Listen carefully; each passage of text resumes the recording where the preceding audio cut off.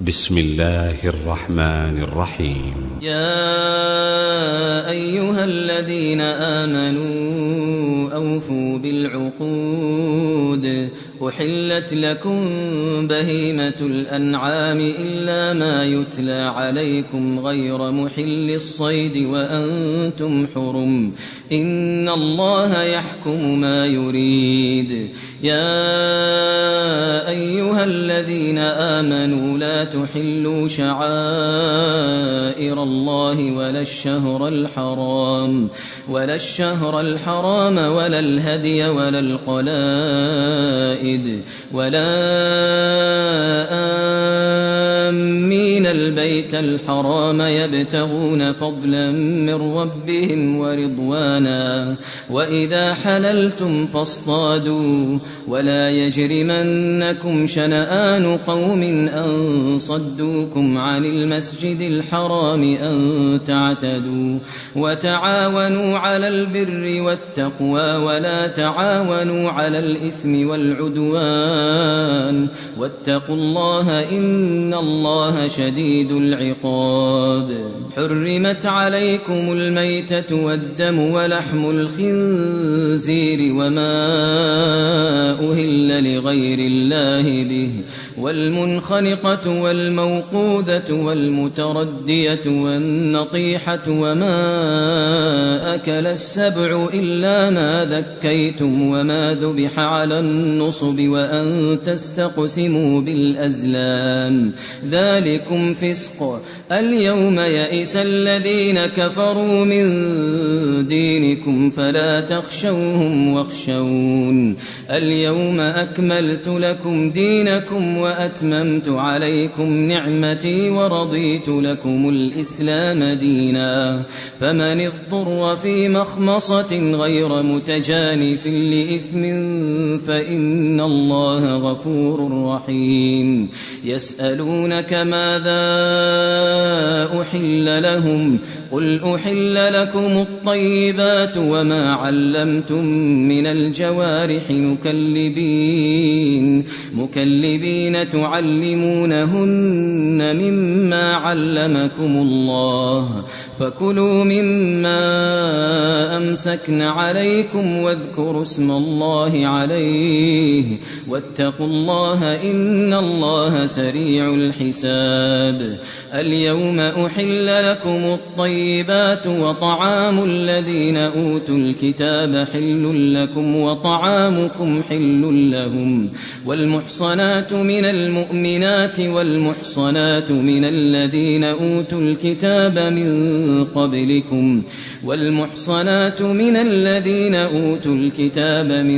قبلكم إذا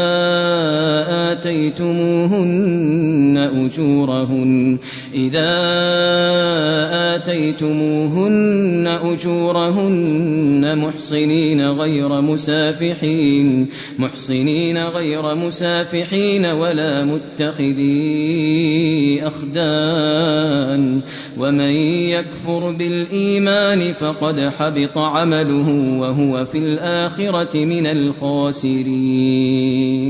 يا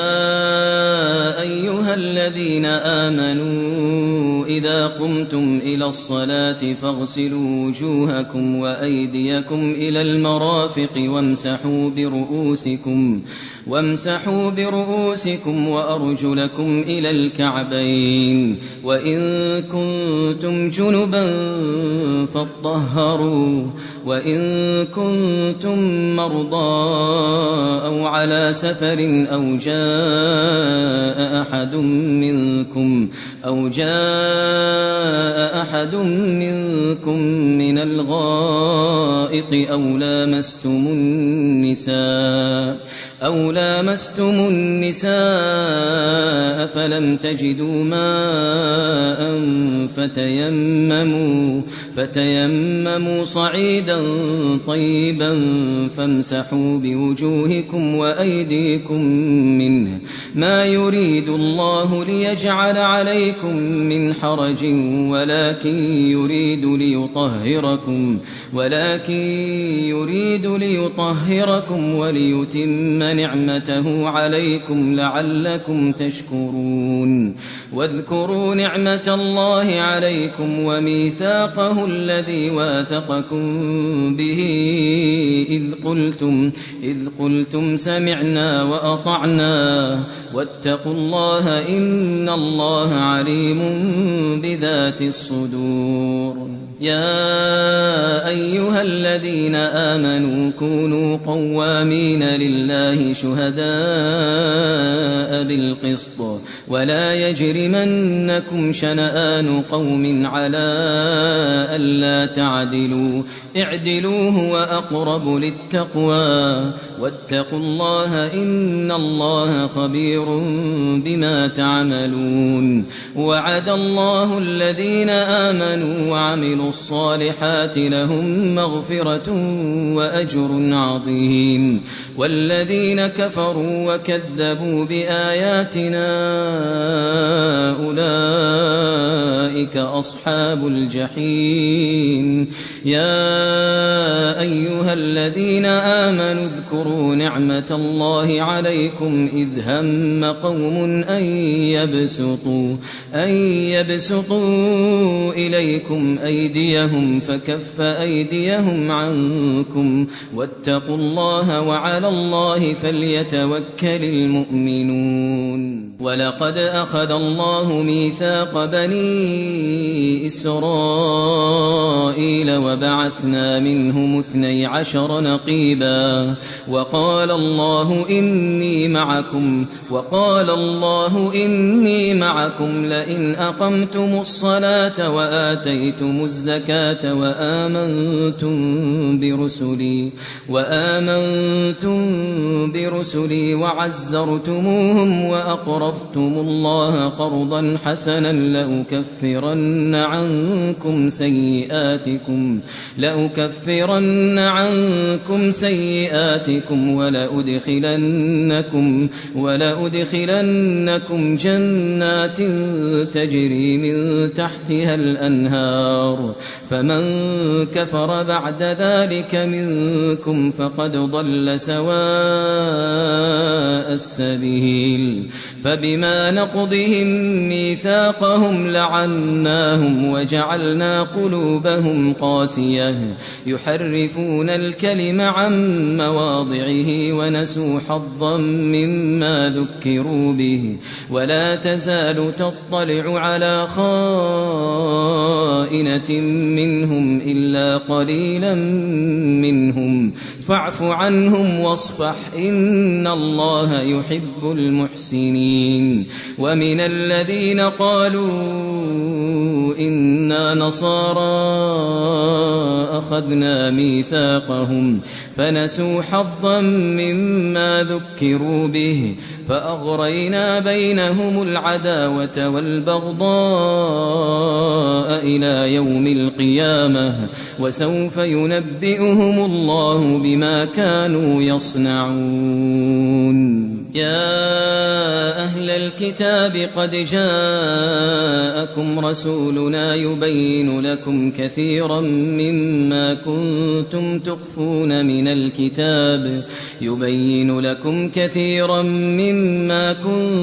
تخفون من الكتاب ويعفو عن كثير. قد جاءكم من الله نور وكتاب مبين يهدي به الله من اتبع رضوانه سبل السلام ويخرجهم من الظلمات إلى النور بإذنه ويهديهم إلى صراط مستقيم. لقد كفر الذين قالوا إن الله هو المسيح ابن مريم قل فمن يملك من الله شيئا إن أراد أن يهلك المسيح ابن مريم وأمه ومن في الأرض جميعا ولله ملك السماوات والأرض وما بينهما يخلق ما يشاء والله على كل شيء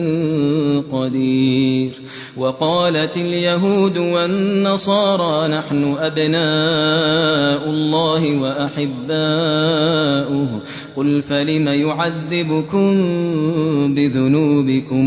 قل فلم يعذبكم بذنوبكم بل أنتم بشر ممن خلق يغفر لمن يشاء ويعذب من يشاء ولله ملك السماوات والأرض وما بينهما وإليه المصير يا أهل الكتاب قد جاءكم رسولنا يبين لكم على فترة من الرسل أن تقولوا ما جاءنا من بشير ولا نذير فقد جاءكم بشير ونذير والله على كل شيء قدير وإذ قال موسى لقومه يا قوم اذكروا نعمة الله عليكم إذ جعل فيكم أنبياء وجعلكم ملوكا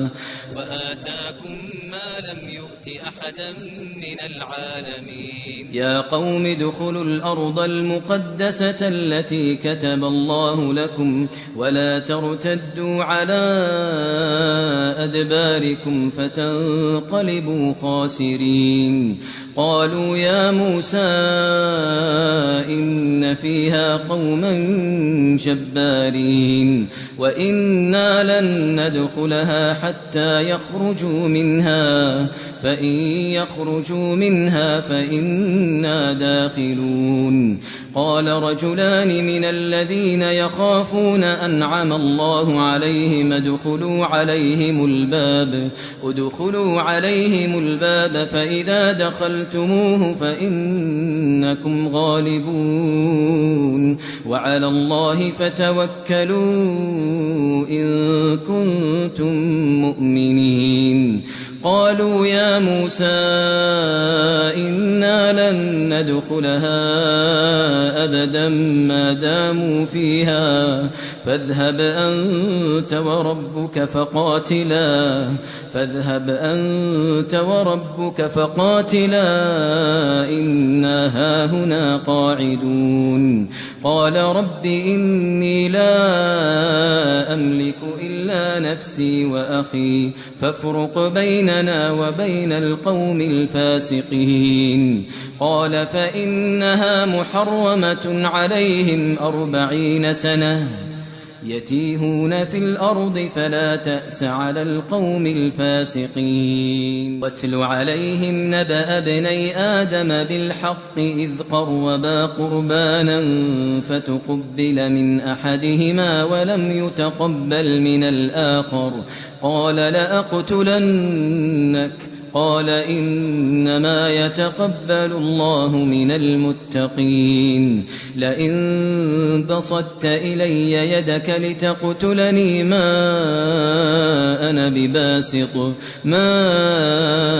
بباسط يدي إليك لأقتلك إني أخاف الله رب العالمين إني أريد أن تبوء بإثمي وإثمك فتكون من أصحاب النار وذلك جزاء الظالمين إني أريد أن تبوء بإثمي وإثمك فتكون من أصحاب النار وذلك جزاء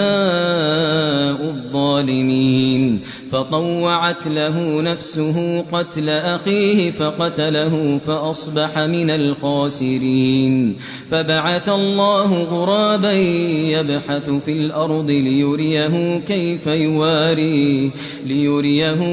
يواري سوءة أخيه قال يا ويلتى أعجزت أن أكون مثل هذا الغراب فأواري سوءة أخي فأصبح من النادمين. من أجل ذلك كتبنا على بني إسرائيل أنه من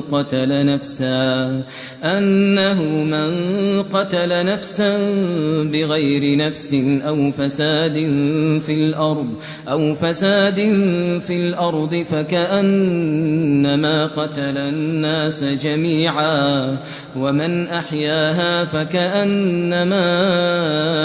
أحيا الناس جميعا. ولقد جاءتهم رسلنا بالبينات ثم إن كثيرا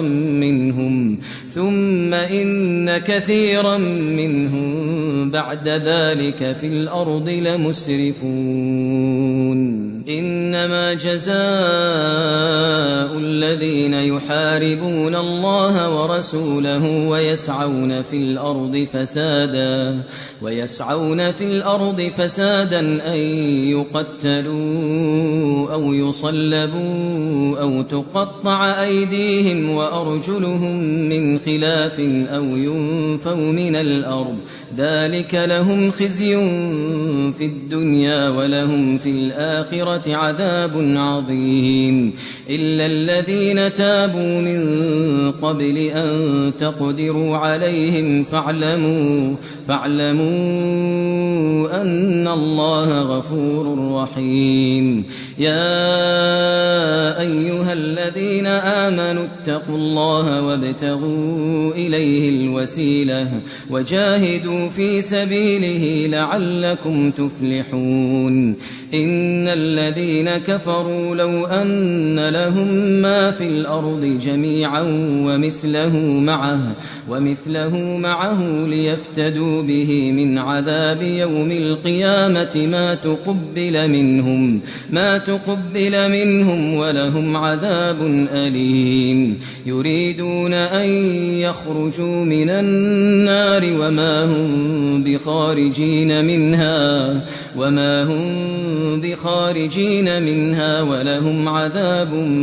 مقيم. والسارق والسارقة فاقطعوا أيديهما جزاء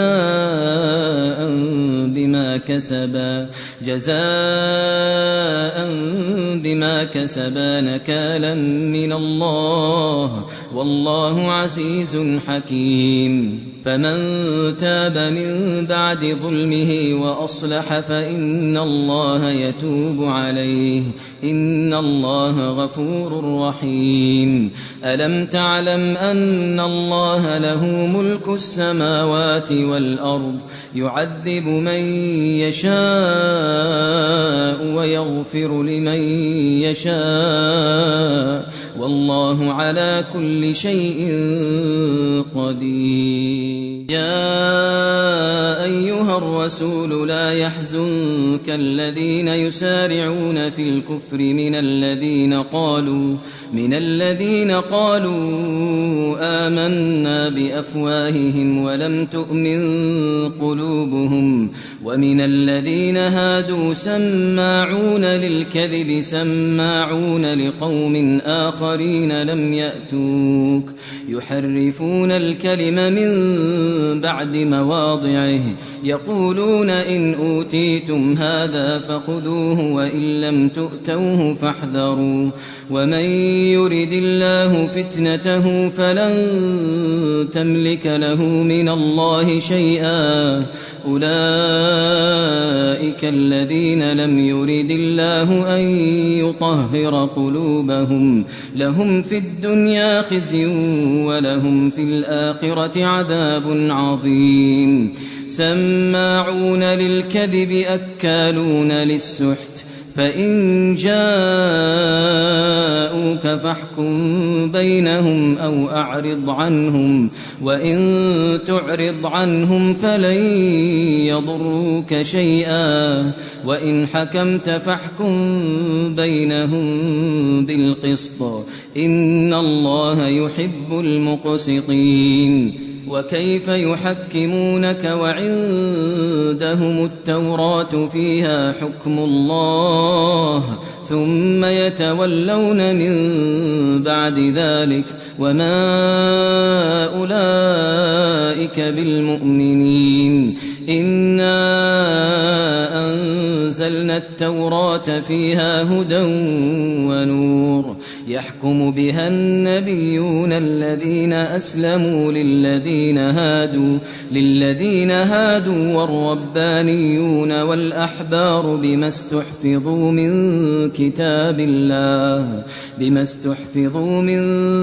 كتاب الله وكانوا عليه شهداء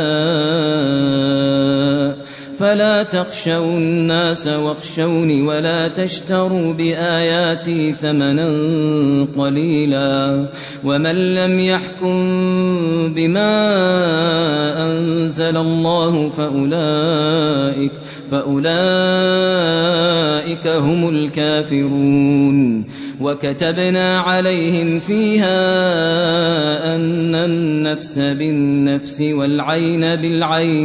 والعين بالعين والأنف بالأنف والأذن بالأذن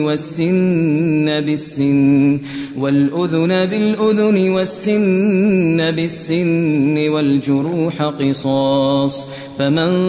تصدق به فهو كفارة له ومن لم يحكم بما أنزل الله فأولئك هم الظالمون وقفينا على آثارهم بعيسى بن مريم مصدقا لما بين يديه من التوراة وآتيناه الإنجيل فيه هدى ونور ومصدقا لما بين يديه من التوراة وهدى وموعظة للمتقين وليحكم أهل الإنجيل بما أنزل الله فيه ومن لم يحكم بما أنزل الله فأولئك هم الفاسقون وأنزلنا إليك الكتاب بالحق مصدقا لما بين يديه من الكتاب ومهيمنا عليه فاحكم بينهم بما أنزل الله ولا تتبع أهواءهم عما جاءك من الحق لكل جعلنا منكم شرعة ومنهاجا ولو شاء الله لجعلكم أمة واحدة ولكن ليبلوكم فيما آتاكم فاستبقوا الخيرات إلى الله مرجعكم جميعا فينبئكم بما كنتم فيه تختلفون وأن احكم بينهم بما أنزل الله ولا تتبع أهواءهم واحذرهم أن يفتنوك عن بعض ما أنزل الله إليك فإن تولوا فاعلم أنما يريد الله أن يصيبهم ببعض ذنوبهم وإن كثيرا من الناس لفاسقون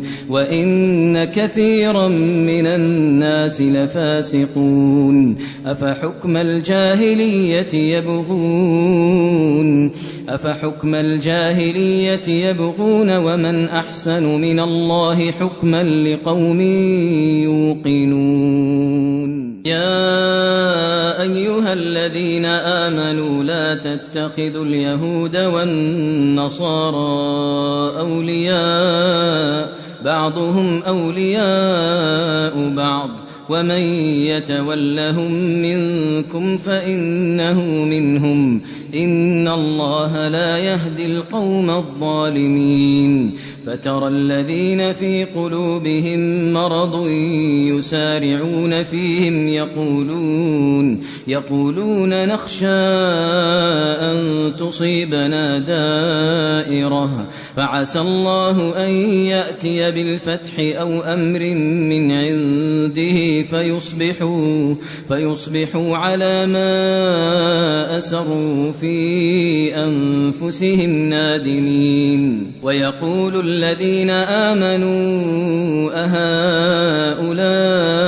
الذين أقسموا بالله جهد أيمانهم إنهم لمعكم حبطت أعمالهم فأصبحوا خاسرين يا أيها الذين آمنوا من يرتد منكم عن دينه فسوف يأتي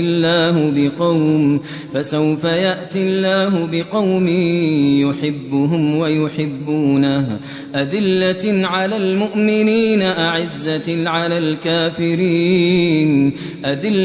على المؤمنين أعزة على الكافرين يجاهدون في سبيل الله ولا يخافون لومة لائم ذلك فضل الله يؤتيه من يشاء والله واسع عليم إنما وليكم الله ورسوله والذين آمنوا الذين يقيمون الصلاة ويؤتون الزكاة وهم راكعون ومن يتول الله ورسوله والذين آمنوا فإن حزب الله هم الغالبون يا أيها الذين آمنوا لا تتخذوا الذين اتخذوا دينكم هزوا ولعبا من الذين أوتوا الكتاب من قبلكم والكفار أولياء واتقوا الله إن كنتم مؤمنين وإذا ناديتم إلى الصلاة اتخذوها هزوا ولعبا ذلك بأنهم قوم لا يعقلون قل يا أهل الكتاب هل تنقمون منا إلا أن آمنا بالله وما أنزل إلينا وما أنزل من قبل وأن أكثركم فاسقون قل هل أنبئكم بشر من ذلك مثوبة عند الله من لعنه الله وغضب عليه وجعل منهم القردة والخنازير وعبد الطاغوت أولئك شر مكانا وأضل عن سواء السبيل وإذا جاءوكم قالوا آمنا وقد دخلوا بالكفر وهم قد خرجوا به والله أعلم بما كانوا يكتمون وترى كثيرا منهم يسارعون في الإثم والعدوان وأكلهم السحت لبئس ما كانوا يعملون لولا ينهاهم الربانيون والأحبار عن قولهم الإثم وأكلهم السحت لبئس ما كانوا يصنعون وقالت اليهود يد الله مغلولة غلت أيديهم ولعنوا بما قالوا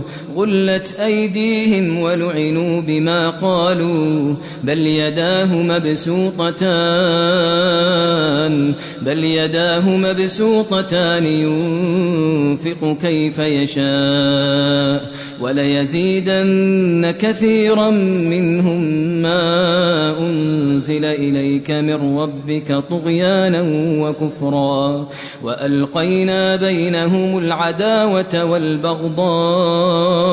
إلى يوم القيامة كلما أوقدوا نارا للحرب ويسعون في الأرض فسادا والله لا يحب المفسدين ولو أن أهل الكتاب آمنوا واتقوا لكفرنا عنهم سيئاتهم ولأدخلناهم جنات النعيم ولو أنهم أقاموا التوراة والإنجيل وما أنزل إليهم من ربهم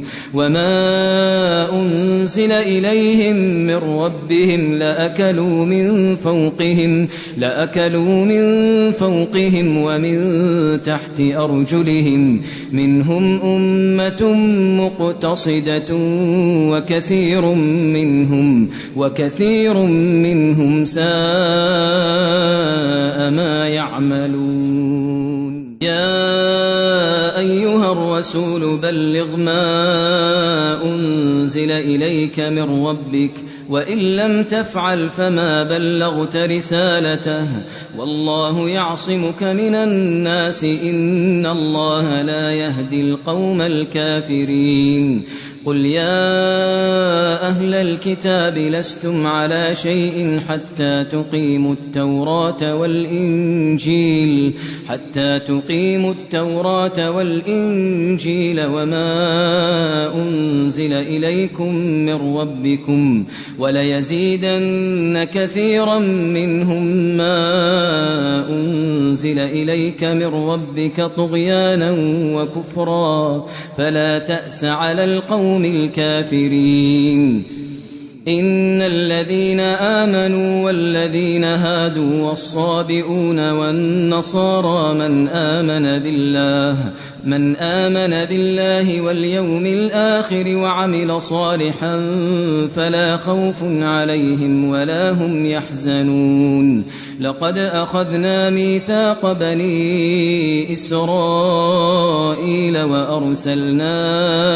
إليهم رسلا كلما جاءهم رسول بما لا تهوى أنفسهم فريقا كذبوا وفريقا يقتلون وحسبوا ألا تكون فتنة فعموا وصموا ثم عموا وصموا كثير منهم والله بصير بما يعملون لقد كفر الذين قالوا إن الله هو المسيح ابن مريم وقال المسيح يا بني إسرائيل اعبدوا الله ربي وربكم إنه من يشرك بالله فقد حرم الله عليه الجنة ومأواه النار وما للظالمين من أنصار لقد كفر الذين قالوا إن الله ثالث ثلاثة وما من إله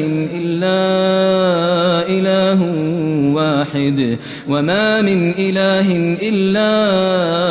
إله واحد وإن لم ينتهوا عما يقولون ليمسن الذين كفروا منهم عذاب أليم أفلا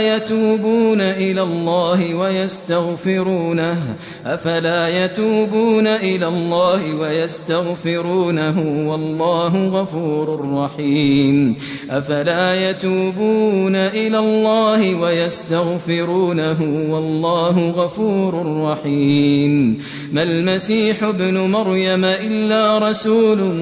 قد خلت من قبله الرسل وأمه صديقة كانا يأكلان الطعام انظر كيف نبين لهم الآيات ثم انظر انظر كيف نبين لهم الآيات ثم انظر أنى يؤفكون قل أتعبدون من دون الله ما لا يملك لكم ضرا ولا نفعا قل أتعبدون من دون الله ما لا يملك لكم ضرا ولا نفعا والله هو السميع العليم قل يا أهل الكتاب لا تغلوا في دينكم غير الحق ولا تتبعوا أهواء قوم قد ضلوا من قبل وأضلوا كثيرا وضلوا عن سواء السبيل لعن الذين كفروا من بني إسرائيل على لسان داود وعيسى بن مريم ذلك بما عصوا وكانوا يعتدون كانوا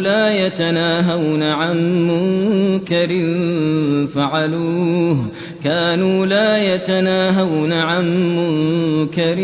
فعلوه لبئس ما كانوا يفعلون ترى كثيرا منهم يتولون الذين كفروا لبئس ما قدمت لهم أنفسهم أن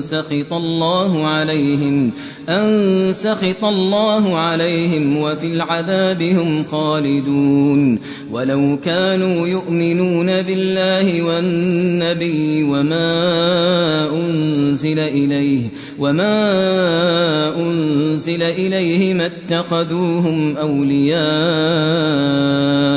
ما اتخذوهم أولياء ولكن كثيرا منهم فاسقون لتجدن أشد الناس عداوة للذين آمنوا اليهود والذين أشركوا ولتجدن أقربهم مودة للذين آمنوا الذين قالوا إنا نصارى ذلك بأن منهم قسيسين ورهبانا وأنهم لا يستكبرون وإذا سمعوا ما أنزل إلى الرسول ترى أعينهم تفيض من الدمع مما عرفوا من الحق يقولون ربنا آمنا فاكتبنا مع الشاهدين وما لنا لا نؤمن بالله وما جاءنا من الحق ونطمع أن يدخلنا ربنا مع القوم الصالحين فأثابهم الله بما قالوا جنات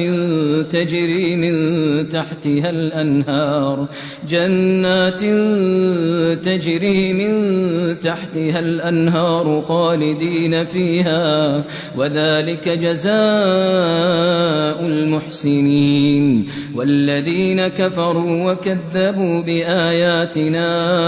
أولئك أصحاب الجحيم يا أيها الذين آمنوا لا تحرموا طيبات ما أحل الله لكم ولا تعتدوا إن الله لا يحب المعتدين وكلوا مما رزقكم الله حلالا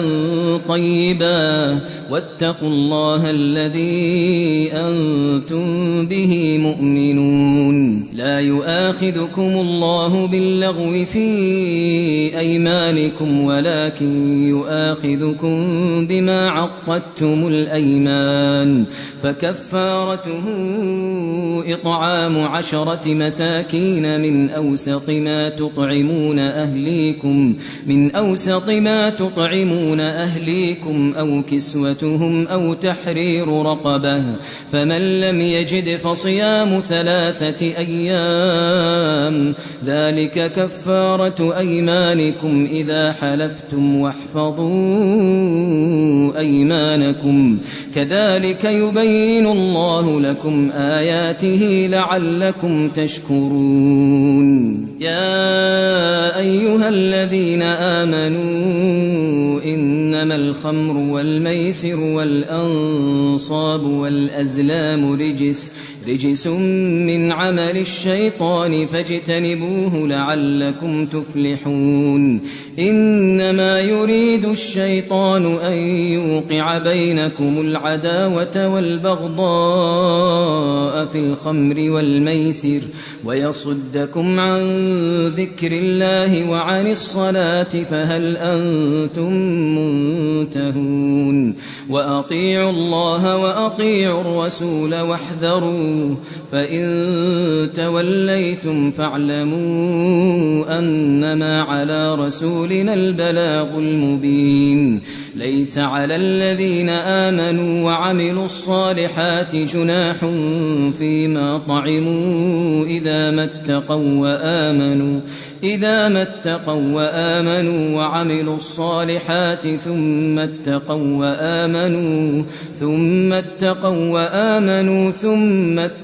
وأحسنوا والله يحب المحسنين يا أيها الذين آمنوا ليبلونكم الله بشيء من الصيد تناله أيديكم ورماحكم ليعلم الله من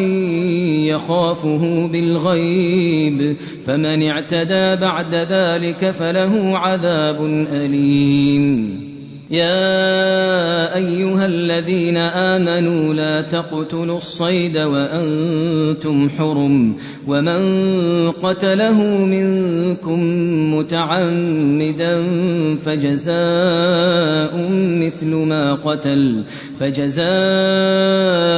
مثل ما قتل من النعم يحكم به ذوى عدل منكم هديا بالغ الكعبة أو كفارة طعام مساكين أو عدل ذلك صياما ليذوق وبال أمره عفى الله عما سلف ومن عاد فينتقم الله منه والله عزيز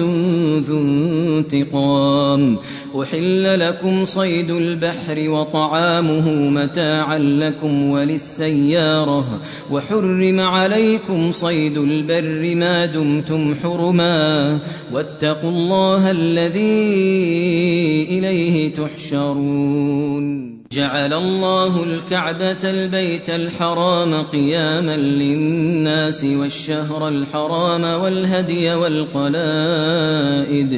ذلك لتعلموا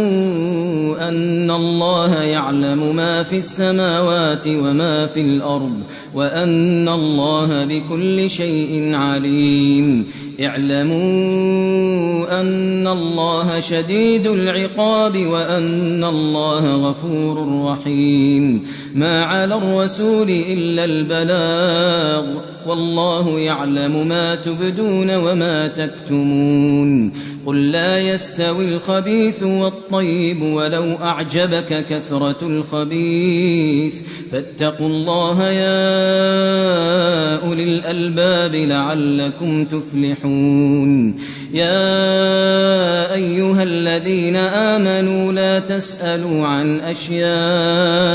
إن تبد لكم تسؤكم وإن تسألوا عنها حين ينزل القرآن تبد لكم عفى الله عنها والله غفور حليم قد سألها قوم من قبلكم ثم أصبحوا بها كافرين ما جعل الله من بحيرة ولا سائبة ولا وصيلة ولا حام ولكن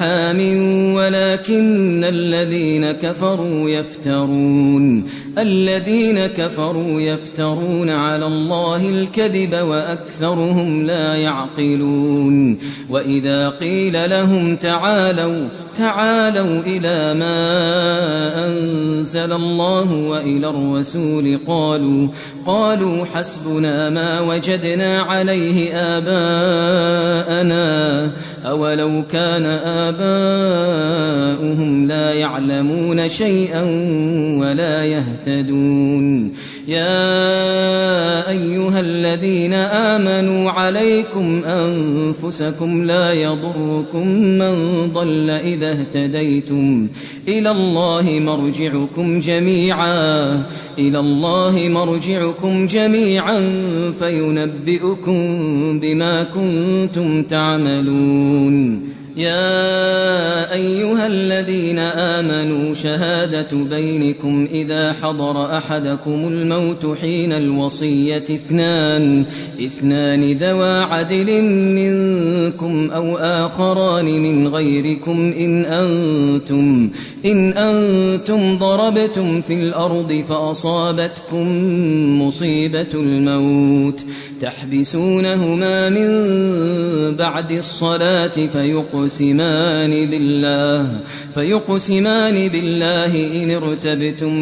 فيقسمان بالله إن ارتبتم لا نشتري به ثمنا ولو كان ذا قربى ولا نكتم شهادة الله إنا إذا لمن الآثمين فإن عثر على أنهما استحقا إثما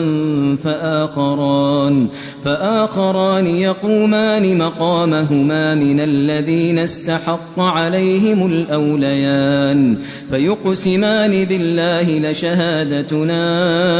أحق من شهادتهما وما اعتدينا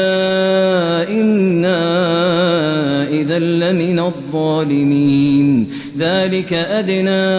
أن يأتوا بالشهادة على وجهها أو يخافوا أن ترد أيمان بعد أيمانهم واتقوا الله واسمعوا والله لا يهدي القوم الفاسقين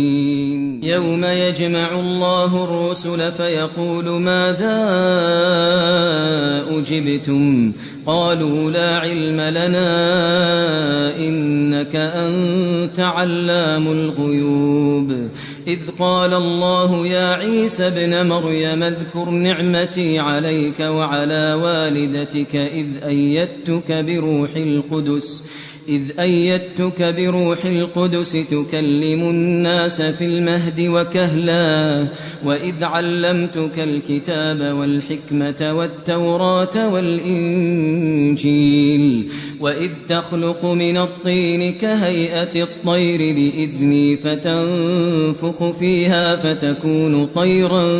بإذني وتبرئ الأكمه والأبرص بإذني وإذ تخرج الموتى بإذني وإذ كففت بني إسرائيل عنك إذ جئتهم بالبينات فقال الذين كفروا منهم إن هذا إلا سحر مبين وإذ أوحيت إلى الحواريين أن آمنوا بي وبرسولي قالوا آمنا واشهد بأننا مسلمون إذ قال الحواريون يا عيسى ابن مريم هل يستطيع ربك أن ينزل علينا مائدة من السماء قال اتقوا الله إن كنتم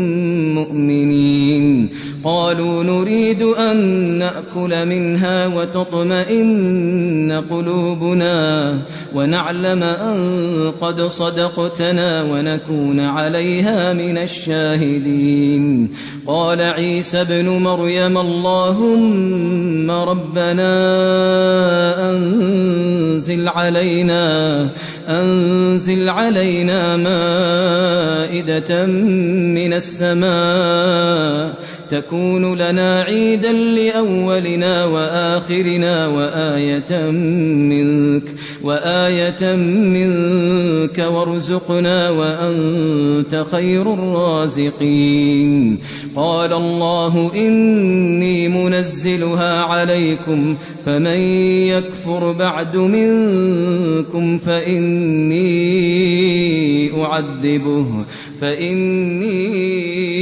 أعذبه عذابا لا أعذبه أحدا من العالمين. وإذ قال الله يا عيسى ابن مريم أأنت قلت للناس اتخذوني وأمي إلهين من دون الله قال سبحانك ما يكون لي أن أقول ما ليس لي بحق إن كنت قلته فقد علمته تعلم ما في نفسي ولا أعلم ما في نفسك إنك أنت علام الغيوب. ما قلت لهم إلا ما أمرتني به أن اعبدوا الله ربي وربكم وكنت عليهم شهيدا ما دمت فيهم فلما توفيتني كنت أنت الرقيب عليهم وأنت على كل شيء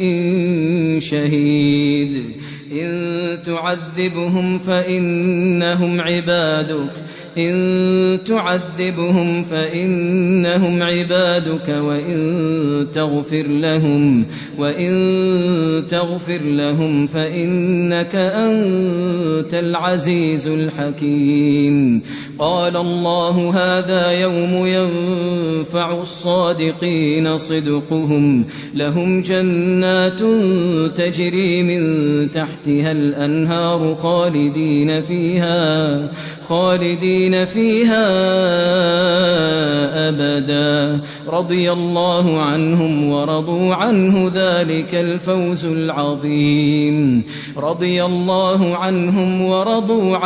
ذلك الفوز العظيم. لله ملك السماوات والأرض وما فيهن وهو على كل شيء